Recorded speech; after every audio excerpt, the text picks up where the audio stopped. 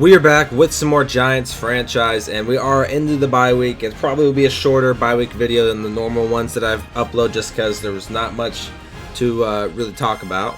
But first thing I wanted to address is some of you guys I think some of you guys in the comments just need to calm down and just, chill. I get it if you're a Giants fan in real life, and you're kind of you'll be a homer. Hey, I'm a homer for Seahawks players, okay? It just happens. That's just how the case is when you're a fan of a team. But Sterling, some of them are complaining that Sterling Shepard needs to be played, but we just threw for 406 yards on 18 completions. I mean, I really don't think, if I would understand if we were struggling to pass the ball, receivers aren't getting open or whatever the case may be, but we just threw the ball against a good defense, a great defense, 406 yards on them, and we could have had a lot more in the fourth. We could have had 500 yards if I passed, but I think I maybe passed like twice in the fourth quarter. So I don't see the reason for Sterling's contract is just it's bad. I do not like it. I really don't. And I think Slayton plays way better than him for me. So it is what it is. We're gonna be moving on from Sterling. Okay, this is my last goodbye for him. So everyone, it's going to be okay. Slayton's going to be our #1 receiver, and then maybe Downing, or maybe not Downing. Maybe Downing's a flop. Who knows?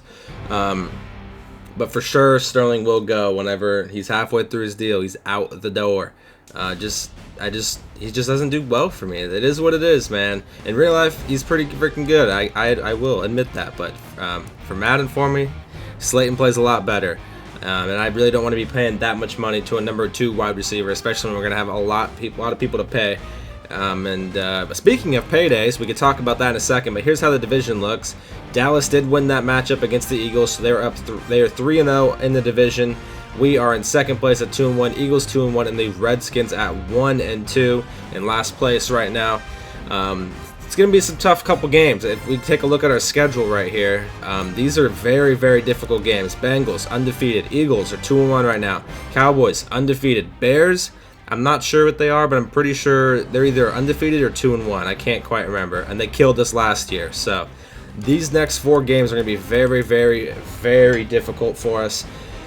It's going to be a tough one. Hopefully I get some redemption on the Bears, and those division games are going to be huge. The Bengals one is the less important out of the 4, just because he's in the AFC. If we lose that one, it will suck, but it isn't that necessary, of a win compared to the division games and the Bears game. But moving on to some signings here, we'll go to my side. We've re-signed 4 players here. My cat is just being a weirdo right now. Let me go to the Giants, not the NFC. I probably should have went up. Oh, what the hell? Let me just go to all then, because it's not there. So first player that we re-signed was Evan Ingram for 4 years, worth up to $40 million. He did not ask for a 5-year contract, so there is going to be the very last season of this series. We will be without Evan Ingram, or we're going to have to re-sign him again then. So we'll just have to get there to talk about it when we get closer, but for now we have him for the rest of the series except for the final season. Jabril thankfully asked for a 5-year deal. We were able to get him. $70.3 million was the price to get him. Both of these guys I could have had walk into free agency and just match whatever offer someone else offers him. But the problem with that is, since they're both so young, they're both super good, that I think the prices would just be outrageous. Some of these, Evan Ingram, a lot of people are going to want him, and if I let him go to the offseason, it might be someone might have offered a bigger contract than the one that I offered both these guys. So just decided to do it now, get it over with. Jabril we should have for the rest of the series. Evan, like I said, 1 year the last season. We'll just have to revisit that when we get there. Tomlinson only asked for 3 years, but luckily he was an 84 overall still, so we didn't have to pay that max dollar for him. So we have him for 3 more years, worth up to $22.2 million. And then we did re-sign our rookie undrafted free agent wide receiver, just 1 more deal, cheap deal, just 1 more, give us some more playing time. We've re-signed all 4 of them, but if we go and take a look at the people that we have to re-sign this year, there's not much more that we got to, I think. Devin, we're probably going to let walk. Wayne, I want you guys to let me know what you think about him. I mean, I put him out there to see if potentially I could trade him, just see if anyone wants him, and I haven't gotten anything back for him. Not saying I'm going to trade him. I just wanted to see if there's anyone interested in him. He's really not asking for too much. We could re-sign him for 2 more years and get him as our backup running back for a little bit longer. Just let me know what you guys think about that one. That's an interesting one that we'll have to revisit next week. Rhett Ellison, he's also not asking for too much, so maybe we could keep him for a couple more years, or maybe we let him walk. Al Woods has played pretty good, so I think I might want to re-sign him, or we might, I don't know. We'll see what the regression happens to him, because he is pretty old, so regression might be a bitch. Ryan Tannehill, also not too sure. Paul Perkins, not really sure there either, and the rest are just some backups and stuff, so we got all the big ones figured out. Thank God Tomlinson stayed at 84. Saves us a little bit of money there for a bit. Let's go ahead and look at whatever McCourty wants to talk to us about the bye week. We got any plans for the bye week? I think a lot of the guys were hoping to get a little extra relaxation time. Since we won, we're going to rest. We're going to calm it down since we got a W. If we lost, we aren't relaxing. Do we get anything? +2. Excuse me. +2 injury for your entire team and a +1 morale. Okay.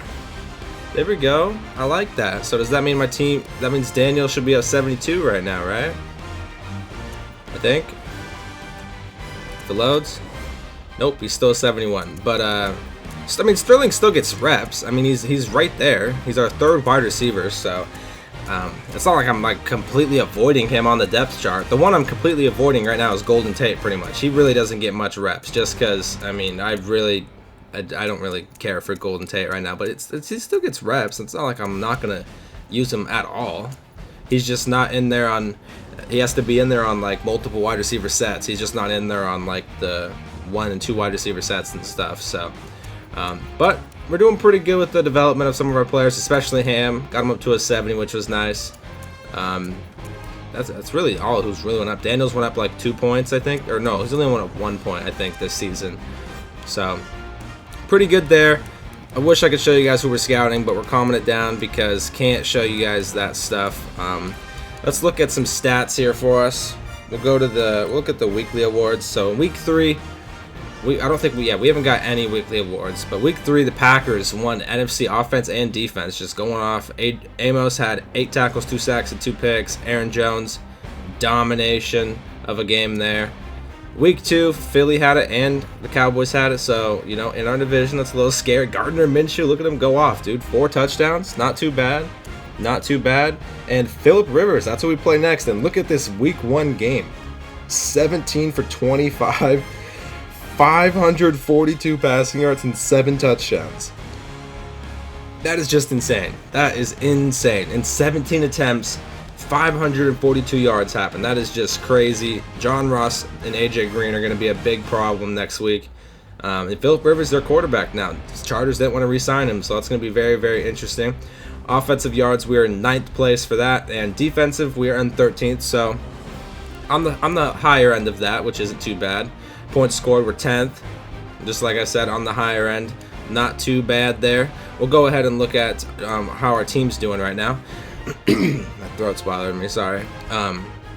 So Daniel Jones, through 3 games, has 881 yards, 59 for 111, 7 touchdowns and 3 picks. That's a better ratio so far. Got to keep it up. Last game really helped with the 4 touchdowns, no picks. That really, really helped us out there.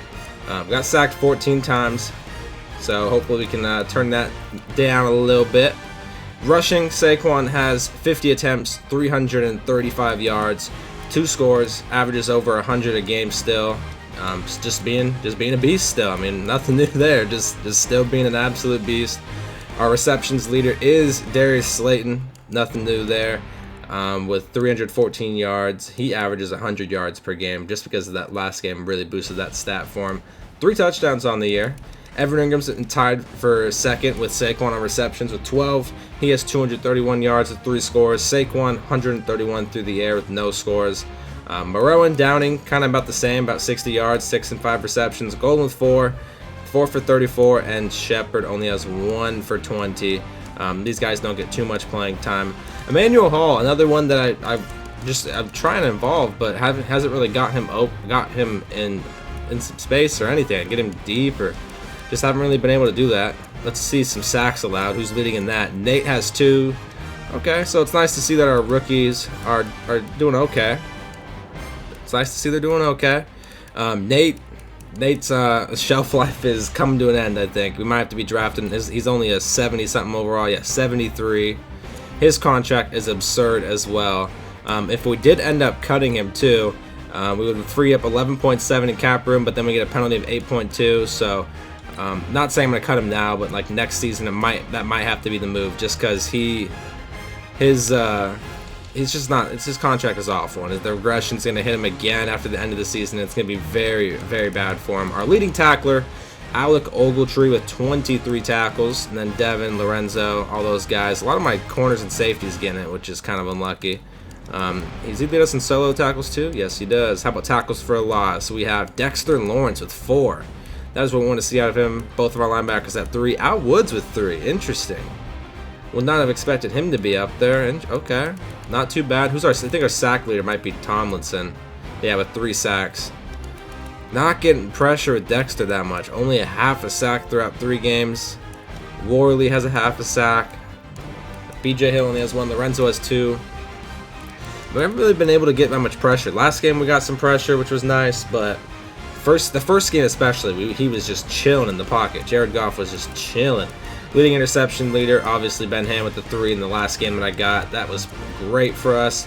Pass deflections, Devin McCourty with 4. Darryl Worley has played pretty good. I hope I pronounced that right. The first game was bad, but week 2 and week 3 were great. And then week 2 we had that big 4th down deflection that he had to win that game. So he's played pretty good at that second corner spot. I'm happy to have him. 100% on the year with our kicker.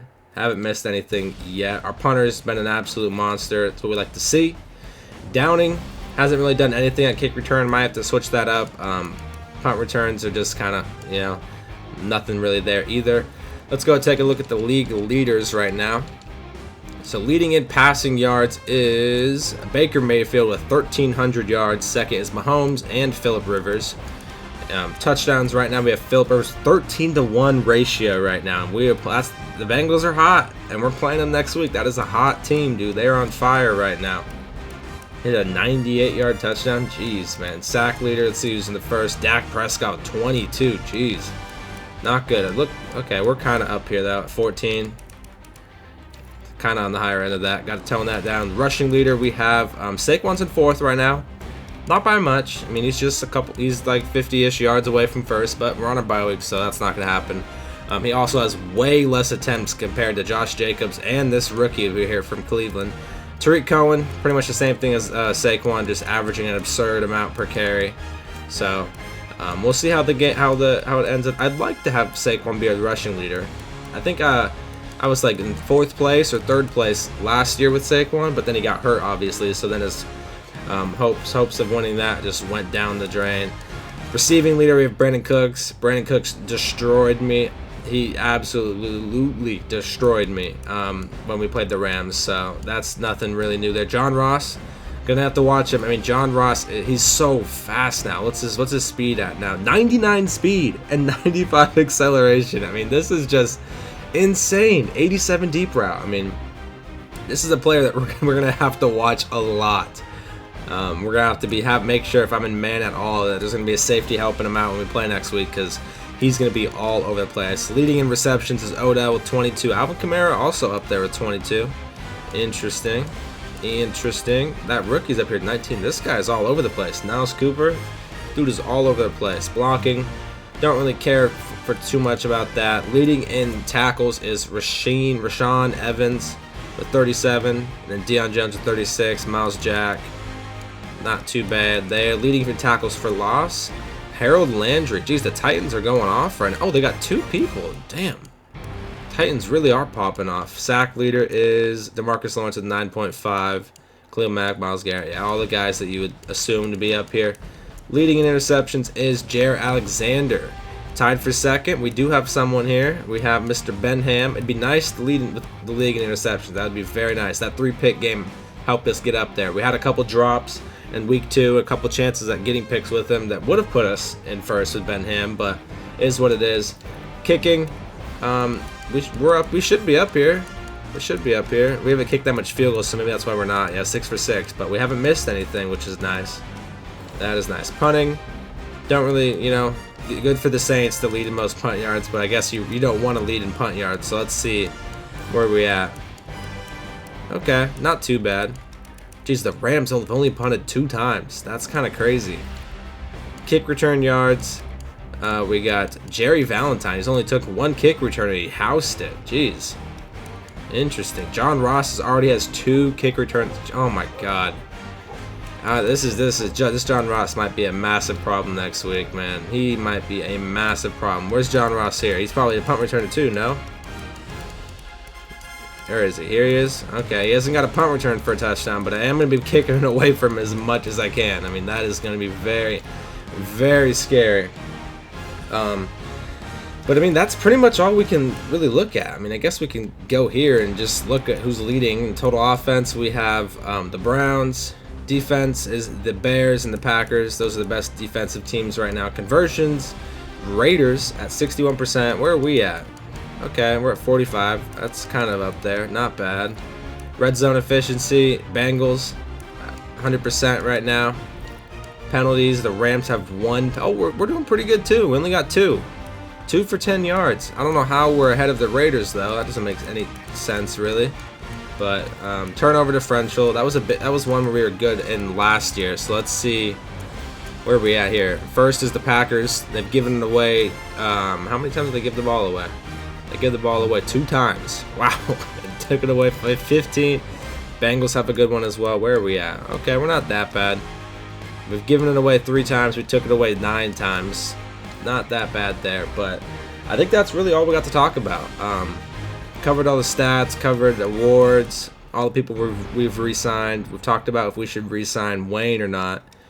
I guess the last thing we could really talk about is I think I need one. By the time this video's out, I'll have enough tokens for to upgrade Downing to star. I think that's what we're gonna do. We're gonna use our tokens, get him to star, see what we can do with him. He's got good speed, good catch in traffic. I mean, he's super tall too, so it'd be nice if I could develop him. He's 6'6". He's got some good traits as well, so I would like to see if I could upgrade him. So we're gonna upgrade him to star, and then I don't really know what I use my other ones on. Maybe I just use it on my linemen, I guess. I'm not too sure, but by next week 5 episode, Downing should be at star development. And that's all we got for this video. If you did enjoy this video, make sure to subscribe, like, and comment. Let me know what you guys think about Wayne Gallman. Do we re-sign him? Do we let him walk? Do we draft a running back? Do we re-sign Paul Perkins to have him be our backup? Let me know what you guys think, and I'll see you guys in the next one.